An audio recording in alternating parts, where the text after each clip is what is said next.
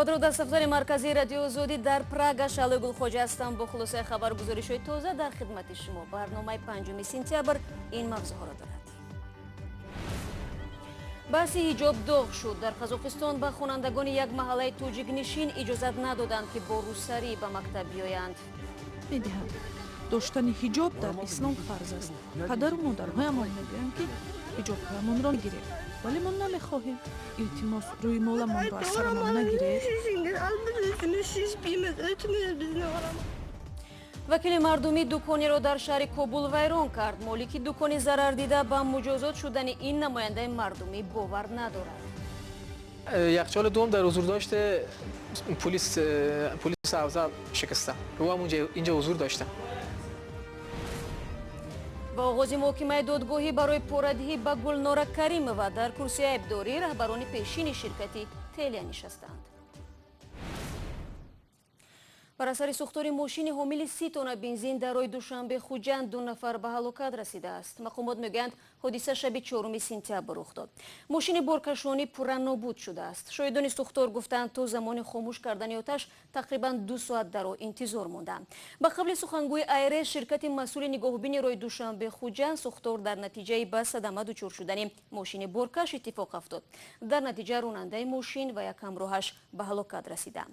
аз ин пеш моҳи июли имсол дар шоҳрои Душанбе Хуҷанд як мошини ҳомили гази моеъ ба девори бинои канори роҳ бархӯрда таркиш ба вуқӯъ пайваст. дар натиҷаи як нафар ҷон бохт. қаблан бар асари таркиши як мошини ҳомили 10 тонна газ дар минтақаи ҳушёрии ноҳияи Варзоб бинои осоишгоҳи кӯдакона осеби ҷиддӣ дид. даҳо хонандаи мактаби ба номи Фирдавсӣ дар вилояти Туркистони Қазоқистон ки маҳаллаи тоҷикнишин ба шумор меояд ба хотири доштани ҳиҷоб аз таҳсил маҳрум шуданд. тақрибан 20 нафар аз волидон рӯзи 5 сентябр дар даромадгоҳи мактаб гирди ҳам омада тақозо карданд ки ба духтаронашон иҷозаи вуруд ба синфхонаҳо дода шавад. ин мактабро нирӯҳои пулис посбонӣ мекунанд. намояндагони ҳукумати маҳаллӣ низ ҳузур доранд. то ба ҳол барои тазоҳуроти ғайриқонунӣ дар назди мактаб 8 нафар аз волидон ба идораи милиса даъват шуданд. мумин аҳмадӣ гузориш медиҳад. маъмурияти мактаби деҳаи Фирдавсӣ мегӯянд духтарони ҳиҷобдор бар асоси як фармони вазорати маориф ба мактаб роҳ дода нашуданд. ин фармон соли 2016 содир шуда аз хонандаҳо тақозо мекунад ки бо либоси мактабӣ ба дарс биёянд. бар асоси он ҳузури хонандаҳо бо либоси мазҳабӣ аз ҷумла ҳиҷоб манъ аст. духтари Ҷанар Сафарова қаблан бо ҳиҷоб ба мактаб мерафт. аммо аз аввали соли хониши имсол ӯро барои иштирок дар дарсҳо иҷозат надоданд. дар ин маҳалла қазоқҳо ва русҳо зиндагӣ намекунанд. ин маҳалли тоҷикнишин аст. ба мо қаблан гуфтанд ки бояд либоси ягонаи мактабиро бихарем. мо харидем. гуфта буданд ки рӯймол бояд сафед бошад. мо аз қадим ҳиҷоб ва рӯймоли сафед мепӯшидем. ин шеваи зиндагии мо аст. мо наметавонем ҳиҷобро бигирем. деҳаи Фирдавсӣ 300 километр дуртар аз шаҳри Шимкент воқеъ аст. дар ин деҳа асосан тоҷикҳо зиндагӣ мекунанд ва фарзандонашон низ дар мактаби тоҷикӣ таҳсил доранд. дар назди мо талаб гузоштанд. мо мехостем таҳсил кунем. вале 3 рӯз аст ки дар назди мактаб истодаем. моро иҷозати даромадан намедиҳанд. доштани ҳиҷоб дар ислом фарз аст. падару модарҳоямон мегӯянд ки ҳиҷобҳоямонро гирем, вале мо намехоҳем. илтимос рӯи моламонро аз сарамон нагиред. аз ин пеш рӯзи 4 сентябр низ волидони духтарони ҳиҷобдор дар назди мактаби Фирдавсӣ ҷамъ омаданд.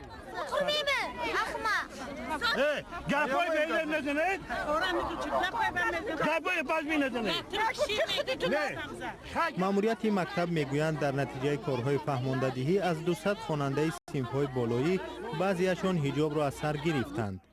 солҳои охир ҳукумати Қазоқистон ба унвони мубориза бо ифротгароии арзишҳои миллиро таблиғ мекунад. дар вазорати маорифи Қазоқистон гуфтанд ки қарор аст як комиссиони махсус барои ҳалли мусбати масъала ба мактаби Фирдавсӣ фиристода шавад. рӯ мероем ба мавзӯъҳои дигар. вазорати корҳои дохилии Афғонистон мегӯяд ба таҳқиқи моҷарои як вакил бо молики мағозаи ширини фурӯшӣ дар Кобул мепардозад. дар пайи ин ҷанҷол ки рӯзи якшанбе ба амал омад, намояндаи мардумӣ дар парлумон васоили дохили мағозаро шикаст. ҳанӯз рӯшан нест ки вакилро барои тахрибкорӣ муҷозот мекунанд ё не, аммо ба гуфтаи дукондор ӯ $4000 хисороти молӣ ва зарари ҷисмонӣ дидааст. این نوار وکیل مردمی افغانستان است که دکان قنادی یکی از بازارهای کابل را تخریب می کند. وکیل مردمی هما سلطانی با استفاده از کرسی یخچال‌های فروشگاه را شکست. صاحب دکان میگوید سلطانی برای کودکان گدا شیرینی خرید.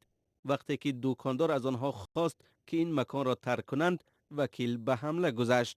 دیروز اولی ساعت 4:30 خانم هما سلطانی با یک حالت غیر نرمال وارد دکان شدن.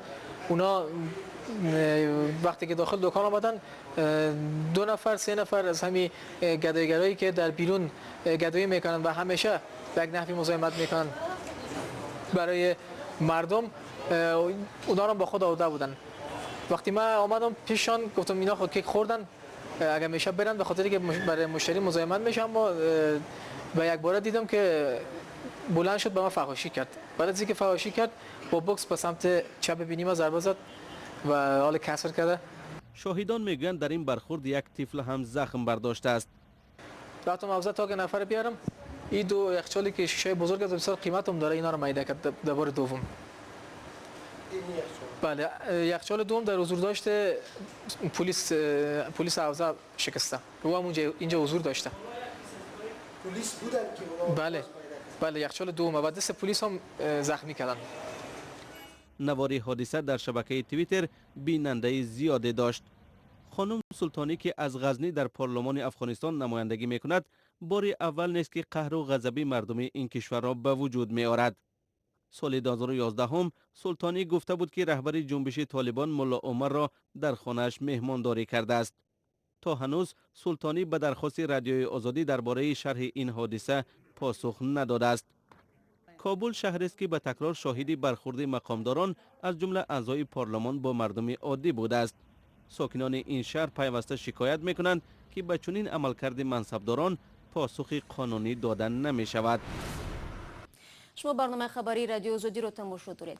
روز 4 سپتامبر محکمه پرونده رهبران پیشین شرکت تلیا در دادگاه شهر استکهلم شویتزاریا شروع شد. آنها برای دادن تقریبا 350 میلیون دلار پوره به گلنورا کریمова دختر پرزیدنت پیشین ازبکستان اسلام کریمов متهمند.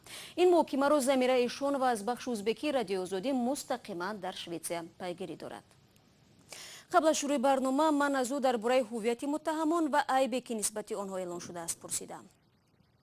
Bo'lgan shuning uchun asosiy ayblanuvchi beri hozir Tero Kivisari, ayni paytda Lars Newberg mana shu telekom kompaniyasining bosh ijroiya direktori sifatida حاضر در کرسی متهم ها سابق مدیر اجرایی تلیا لارس نیوبرگ و تیرو کیویاساری نشستند که در سالهای 2003-2007 مدیر مالی و نایب پرزیدنت این شرکت بودند و همچنان متهم سیوم اولی توییما است که همکاری ها در سمت اوراسیا را رهبری میکرد. اتهام اول این است که آنها از امضای سازش با شرکت تکیلند جلوگیری نکردند. ثانیاً آنها تفتیش نکردند که تکیلند چی شرکت است، کی در پس آن ایستاده است. و عیبنامه سوم این است که هر 3 رهبر دیده و دانسته به گلنورا کریمova پوره دادند. sudlanuvchiga Gunnar Stettler bevosita oldindan bilgan holda jinoyatga qo'l urganlik va Gulnora Karimovaga o'zbek bozoriga kirish uchun pora berilganlik aybini qo'ymoqda. 30% سهمیه های تلیا به دولت شویتزاریا مربوط است و جای میدانیم رسانه های شویتزاریا این قضیه را به طور جدی پیگیری دارند. آیا توجه واقعا هم به این مرافع بزرگ است؟ سوال بعدی من از سمیرا بود. Bugun sudda Gunnar Stettler aytmoqchi diktatura rejimiga dunyoda o'sha inson huquqlari borasida دادستان کل شویتزاریا گونار ستتلر اثنای محاکمه گفت که همکاری تلیا با یک رژیم سرسخت دنیا و رشوه‌گیری و رشوه‌دهی آنها جامعه شویتزاریا را به لرزه آورده است. در محاکمه امروزه تخمینا همه رسانه‌های مهم این کشور حضور داشتند. آنها تصمیم دارند که تا آخر این قضیه را پیگیری کنند. روز یکشنبه در شویتزاریا انتخابات برپا می شود و این مرافعه می تواند نشان دهنده مناسبت حکومت با فساد باشد و شاید به نتیجه آن نیز تاثیر گذارد. Yakshanba kuni Shvetsiyada saylovlar bo'lib o'tadi. Mana shu saylovlar oldidan ham hukumatning korrupsiyaga munosabatini ko'rsatuvchi qandaydir bir lakmus qog'oz bo'lishi kutilayotgani aytilmoqda. بسیاری از این دلیل و شهادت ها حرفی نوی ندارند. این اتهام خیلی بر وقت مطرح شده است. سپس از ضمیرا پرسیدم که آیا یگان حرفی نوی در مرافع کنونی صدا داد؟ lekin bugun Gunnar Stettler Rustam Madumarovning Gulnora Karimovaning qonuniy eri bo'lganligini امروز دادستان کل شویتسیا گونار استتلر اسنادی را پیشکش کرد که در آن آوازخوان معروف ازبکستان رستم مدوماروف همچون شوهر گلناره کریمووا معرفی می شود. در مرافعه روز سه‌شنبه شهادت طلاق شهروندان گلناره کریمووا و رستم مدوماروف نمایش داده شد. یعنی یک زمان این دو نفر نه تنها همکار بلکه عائله قانونی بودند. مسئله دیگر قوطی های گلناره کریمووا در بانک های شویتساری است که دادستان کل عکس جواهرات این خانم را از آن قوطی ها نشان داد. من متخصص نیستم ولی احتمال این جواهرات و یا قسمی از آن جواهرات نگاره های قدیمی باشد که گلناره کریمووا از موزه های ازبکستان گرفته است. Men bu qimmatbaho taqinchoqlar bo'yicha mutaxassis emasman. این بود زمیره شون و از بخش ازبکی رادیو آزادی که در برای مرافع گلناره کریم و در شویتسیا اطلاع داد. باز یک تفصیلاتی که در این محکمه آشکار شده است این است که بر پایه وصیت‌نامه رهبران تکیلند یعنی شرکتی که از سوی گایانه افکیان و رستم مدوماروف امضا شده است در حال مرگ این دو نفر تمام مالکیت به نام آنها ثبت شده میبایست به گلناره کریمووا گذرد و طبق وصیت‌نامه دیگری در صورت مرگ گلناره کریمووا مالکیت او در شکل کامل باید به نام پسرش اسلام کریموف یعنی نبیره اسلام کریموف واگذار میشد. برمیگردیم به تاجیکستان. فیلمسازان در ولایت سوغد از آن خوشحالند که مقامات این ولایت در ترغیب فیلم‌های وطنی برایشان کمک میکنند. آنها میگویند هرچند از فیلم آفری چندان درآمد نمیگیرند اما حداقل امکانیت پیش آمد که محصول ایجاد آنها به تماشابینان پیشنهاد شود. گزارش نوبتی ما در همین باره است. در نزد مکتب 16 فیلم 12 سال انتظاری برگزار می‌گردد. مانند به فیلم 12 سال انتظاری بیفول در اومد آزاد. قلعه بلند یکی از دهاتی شهر استرافشان شاهد این گونه دعوت‌ها گردید.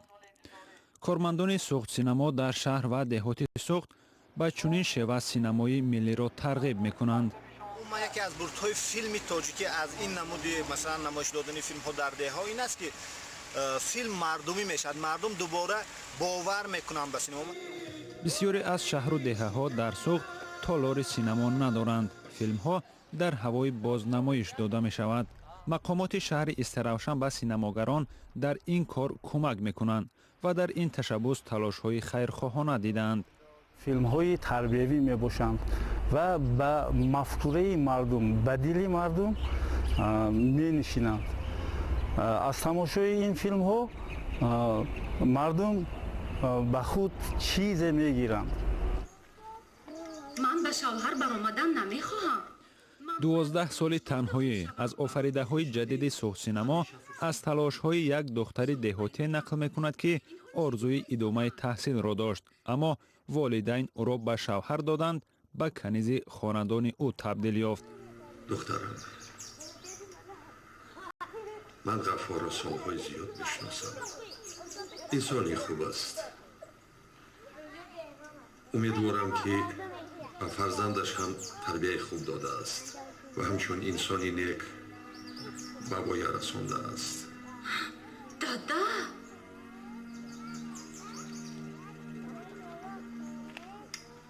عبدالقیوم با دو فرزندش بار اول است فیلم را در اکران بزرگ می‌بیند.